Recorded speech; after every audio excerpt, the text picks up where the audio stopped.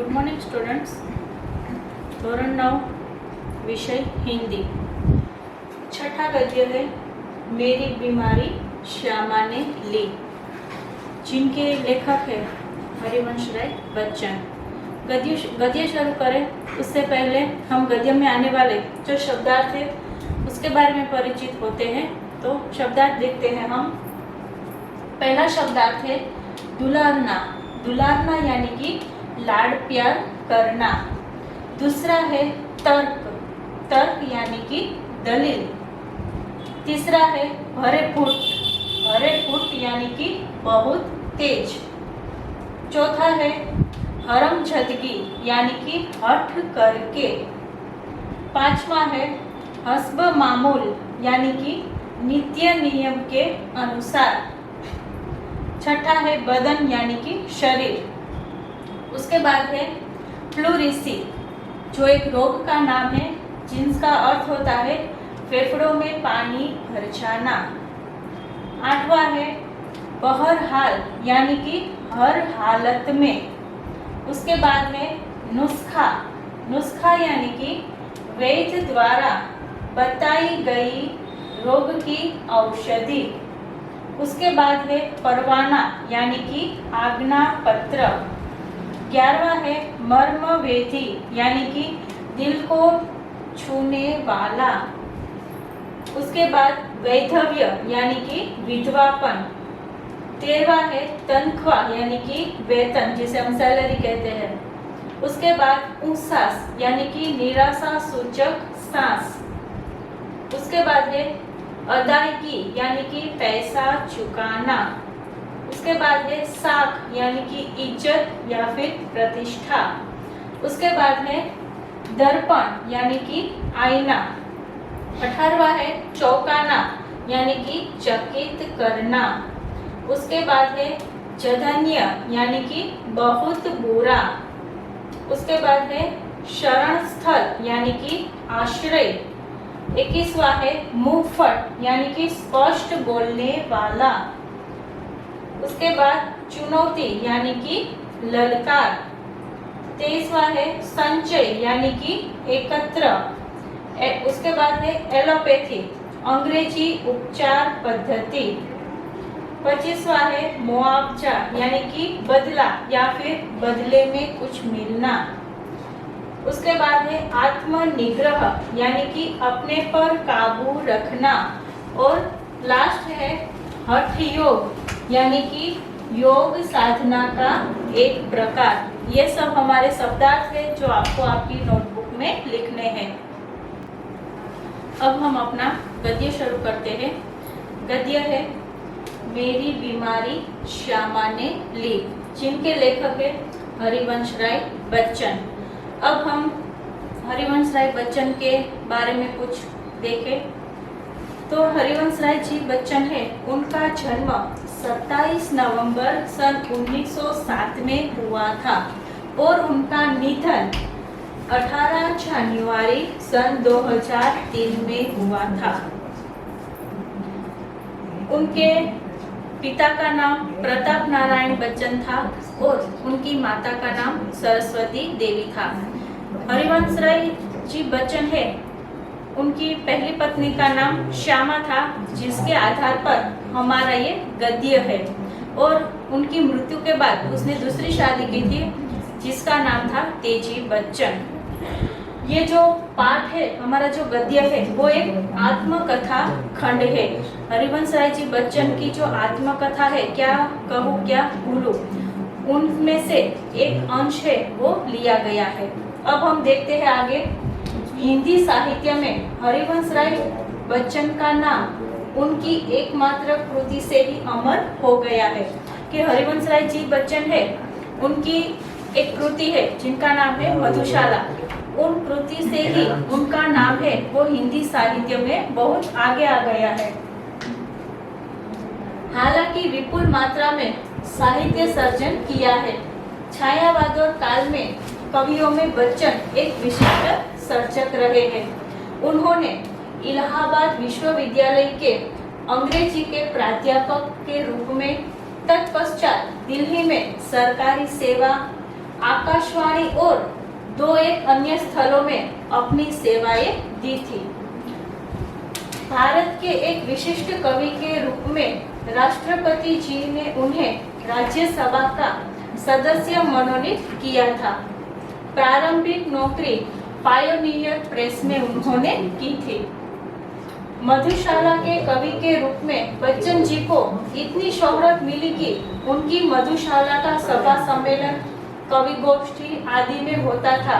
लोग बड़ी संख्या में उमड़ रहे थे कि उनकी जो कृति थी मधुशाला, वो इतनी प्रख्यात हुई थी कि सभी लोग वो मधुशाला काव्य है उनका सम्मेलन करते थे और बहुत ज्यादा मात्रा में लोग उसे सुनने के लिए एकत्रित होते थे। और इसी कृति से बच्चन जी है वो अमर हो गए। उन्होंने कैम्ब्रिज यूनिवर्सिटी से जोहन पेट्स नामक कवि के समग्र वाङ्मय पर उन्होंने पीएचडी है वो की थी। केंद्रीय मंत्रालय दिल्ली में उन्होंने हिंदी विशेषज्ञ के रूप में अप्रतिम कार्य है वो किया है। उनको कई पुरस्कार मिले हैं, जैसे कि सोवियत लैंड पुरस्कार, साहित्य अकादमी पुरस्कार और पद्म विभूषण से भी उसे नवाजा गया था। उनकी ऐसी कई पंक्तियां हैं जो आज भी लोगों के जुबान पर रहती है, जैसे कि तीर पर कैसे रुकूं में आज लहरों का निमंत्रण, और इस पार प्रिय तुम हो मधु है उस पार न जाने क्या होगा। ऐसी काव्य पंक्तियां आज भी लोगों की जबान पर है। मधुशाला है, मधुशाला, निशा निमंत्रण, सप्तरंगिनी, मिलन यामिनी, आकुल, अंतर और एकांत संगीत नामक इनकी सुप्रसिद्ध काव्य संग्रह है। तो क्या भूलूं क्या याद करूं, नीड का निर्माण फिर, बसेरे से दूर और 10 द्वार के सोपान तक शीर्षक से 4 खंडों में लिखी उनकी आत्मकथा है। अब हरिवंश राय जी बच्चन है, उन्होंने आत्मकथा लिखी है और वो जो आत्मकथा है वो 4 खंड में विभाजित की है। तो पहले खंड का नाम है क्या भूलूं क्या याद करूं, दूसरे खंड का नाम है नीड का निर्माण फिर, तीसरे का नाम है बसेरे से दूर और चौथे का नाम है 10 द्वार से सोपान तक। ये आपको याद रखना है। तो ये जो हमारा गद्य है मेरी बीमारी श्यामा ने ली, जो उनकी पहली आत्मकथा का खंड है क्या भूलूं क्या याद करूं, उनमें से लिया गया है। तो मेरी बीमारी श्यामा ने ली वो एक आत्मकथांश है, यानी कि उनकी आत्मकथा में से एक अंश है, वो यहाँ पे हमें गद्य के रूप में दिया गया है। बच्चन जी की प्रथम पत्नी जिनका नाम श्यामा था, जो सही अर्थ में एक आदर्श जीवन संगिनी थी।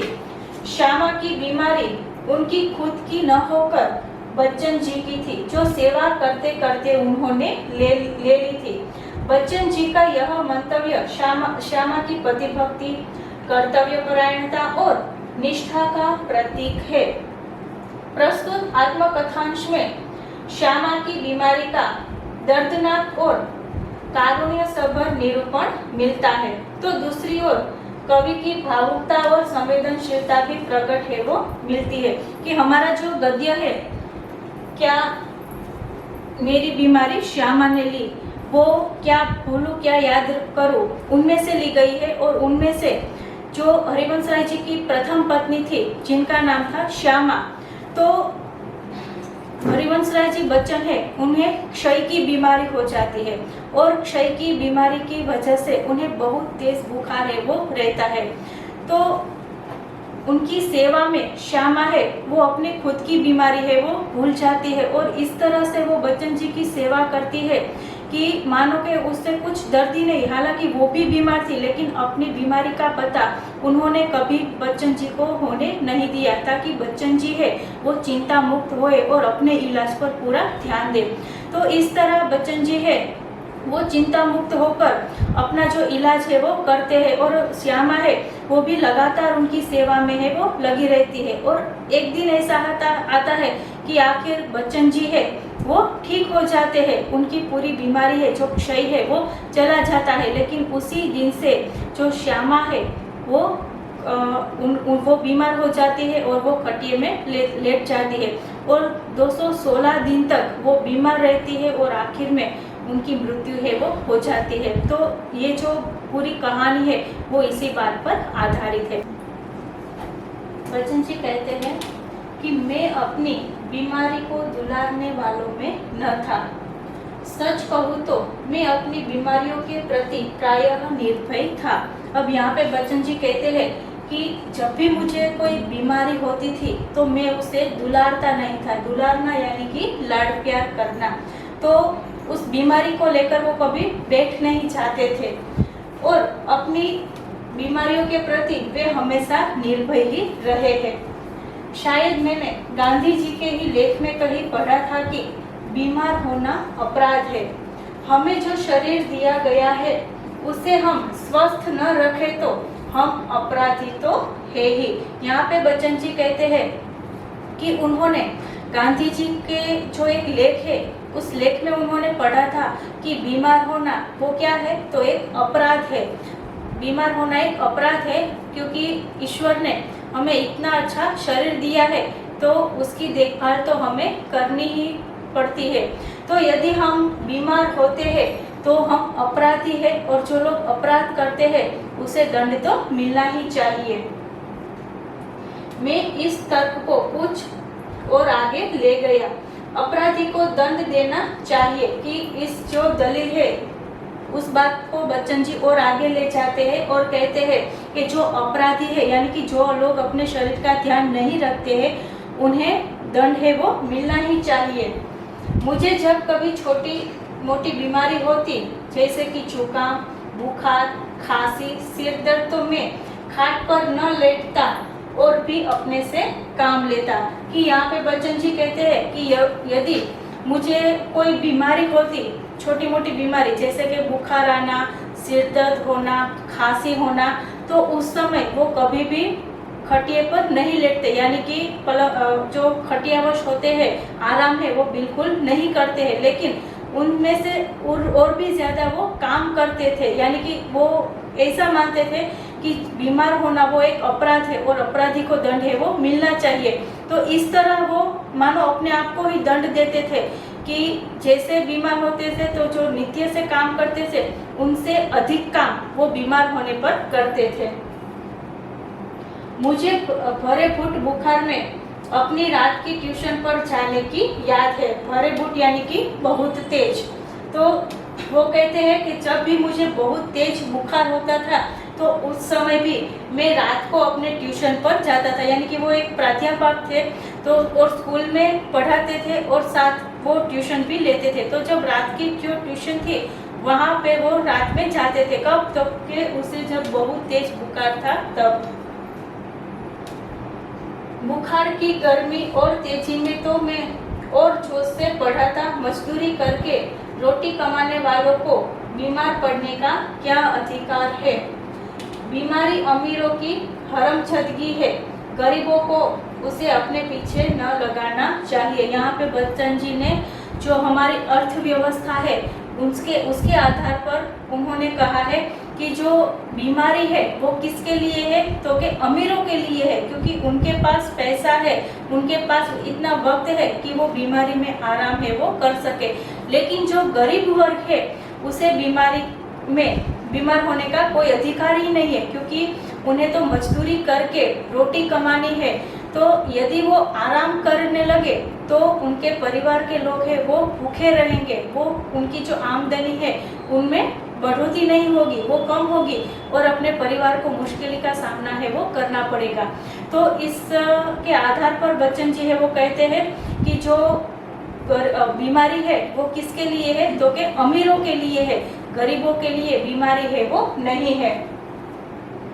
लिखने में तो ऊंचा बुखार मुझे सब तरह से सहायक, प्रेरक और प्रोत्साहक लगता।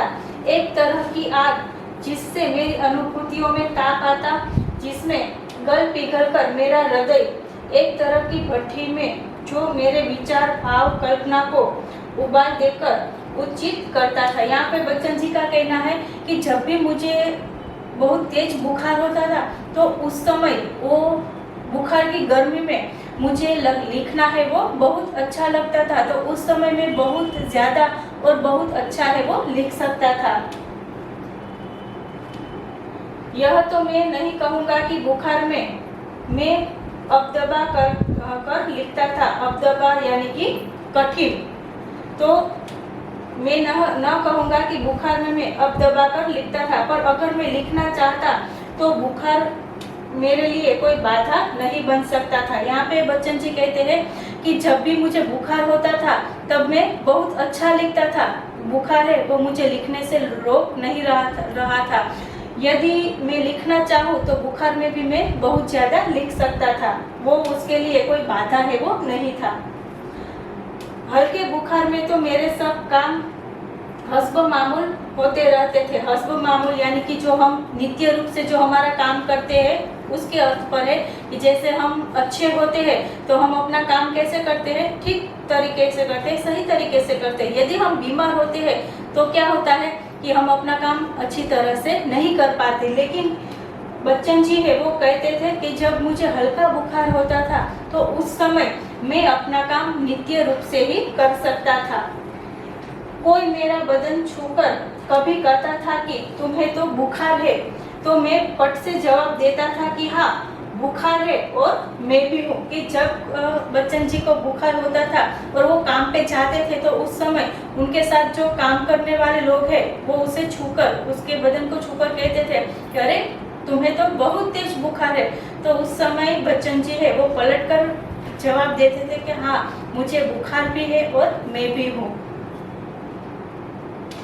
शायद किपलिंग ने अपनी आत्मकथा में लिखा था कि कभी कभी उसे बुखार में भी काम करना पड़ता था और जब वह बुखार में होता था तो और अच्छी कहानियां लिखता था। किपलिंग है वो एक ब्रिटिश लेखक है, लेखक का नाम है किपलिंग, ये बात आप याद रखना।